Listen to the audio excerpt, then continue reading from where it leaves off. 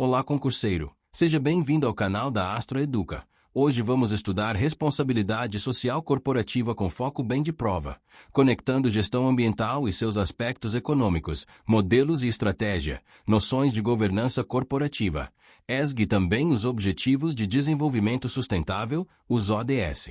A ideia é você entender os conceitos, principalmente saber reconhecer em questões quando o texto está falando de filantropia, de compliance ambiental, de estratégia sustentável de verdade ou só de discurso bonito.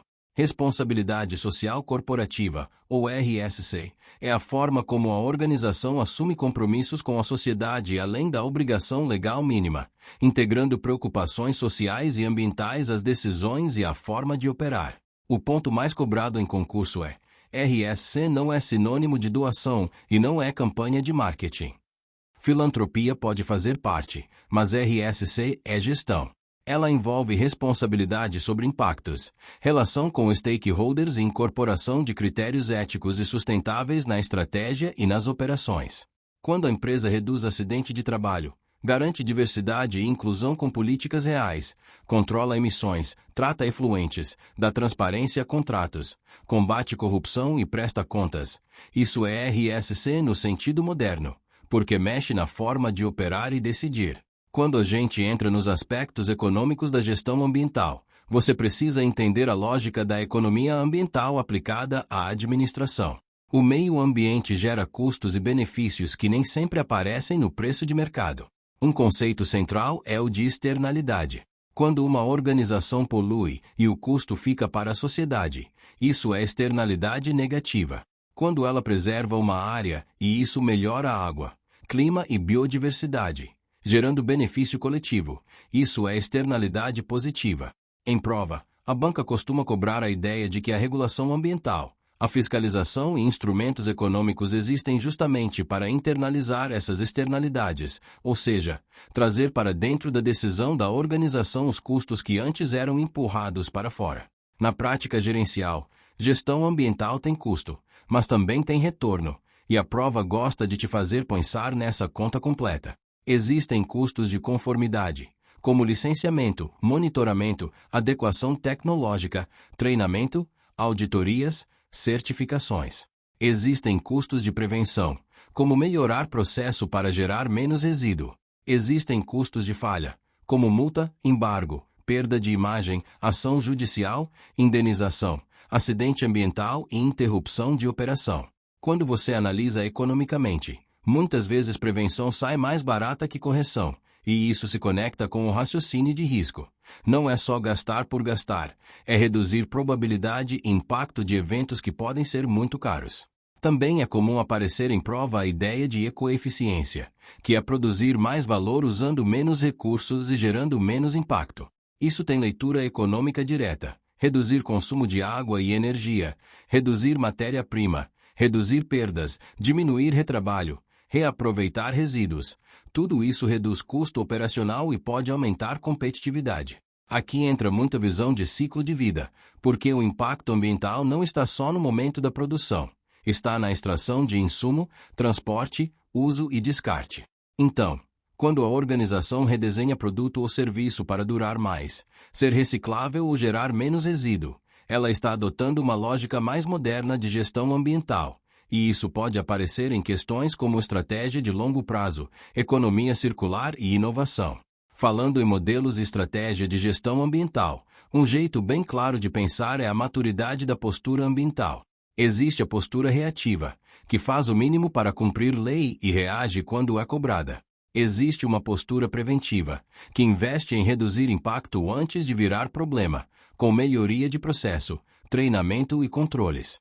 E existe a postura proativa e estratégica, em que sustentabilidade entra como vantagem competitiva, inovação e reputação, influenciando decisão de investimento, cadeia de suprimentos e relacionamento com comunidade. Em prova, quando o enunciado traz apenas após multa a organização adotou medidas, isso aponta para a reatividade. Quando fala em planejamento, metas, monitoramento e melhoria contínua, isso aponta para prevenção e proatividade. Outro tema que aparece é o sistema de gestão ambiental, como a lógica de norma tipo ISO 14001. A banca não precisa te cobrar a norma inteira, mas cobra a ideia de gestão por processos com política ambiental, definição de objetivos e metas, implementação, verificação e melhoria contínua. A lógica é parecida com qualidade. Você padroniza, mede, audita, corrige e melhora. E isso amarra com economia porque você transforma risco ambiental em gestão controlável, evitando custo imprevisível. Agora vamos para a governança corporativa, porque ESG e RSC ficam vazios sem governança. Governança é o sistema pelo qual a organização é dirigida, monitorada e incentivada, alinhando interesses de proprietários, conselho, diretoria e partes interessadas. Em prova, os princípios mais cobrados costumam girar em torno de transparência, equidade, prestação de contas e responsabilidade corporativa. Transparência é divulgar informações relevantes de forma clara e tempestiva, não só o que a lei obriga. Equidade é tratar de maneira justa os diferentes sócios e stakeholders, evitando privilégio e abuso de poder. Prestação de contas, ou accountability, é assumir responsabilidade por decisões e resultados, com controles e auditoria. Responsabilidade corporativa é considerar impactos de longo prazo e a sustentabilidade do negócio e do seu entorno. No setor público, a palavra governança aparece muito ligada à integridade, controles internos, gestão de riscos, compliance, auditoria e tomada de decisão baseada em evidências. Então, quando a questão fala em governança, muitas vezes ela está falando de regras claras, separação de papéis, comitês, controles, transparência e responsabilização. Agora entra a ESG, que virou um tema praticamente obrigatório. ESG é um conjunto de critérios ambientais, sociais e de governança usados para avaliar riscos, desempenho e sustentabilidade de uma organização. O cuidado de prova é não tratar ESG como projeto social. ESG é uma lente de gestão e de análise, com métricas, riscos e compromissos.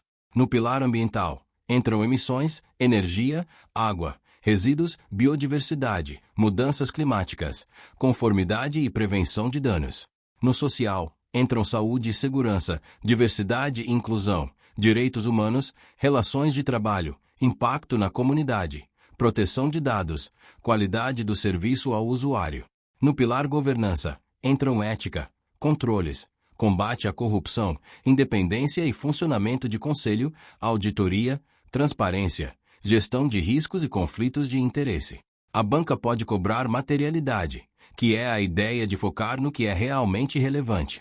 Não adianta medir dezenas de indicadores, se você não mede o que muda risco e impacto. Existem também dois jeitos de entender materialidade que aparecem em discussões modernas: materialidade financeira, que é o impacto do ESG no desempenho econômico da organização, e materialidade de impacto, que é o impacto da organização na sociedade e no ambiente. Hoje se fala muito em dupla materialidade justamente para integrar as duas visões.